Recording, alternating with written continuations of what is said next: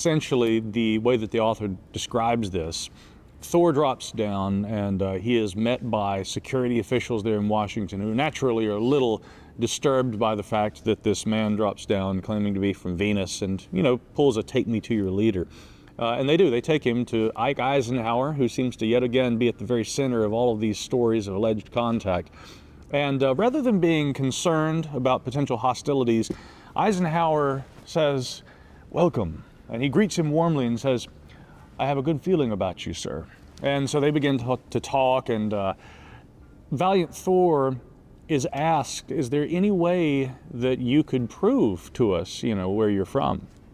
And Valiant Thor asks Ike, "Well, what could I do that would constitute proof? What would you accept as proof?" And Ike says, being the leader of the free world as he is, "I don't know."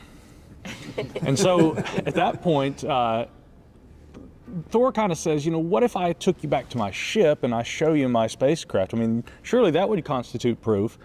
Now you'd think, of course, this is like the moment. The President of the United States says, okay, I get to see an actual scout craft from Venus. But he says to Thor, let's do that some other time. For now, let's gather together and get to know each other. And they do. Like the way that Stranges tells this story, it's this warm meeting.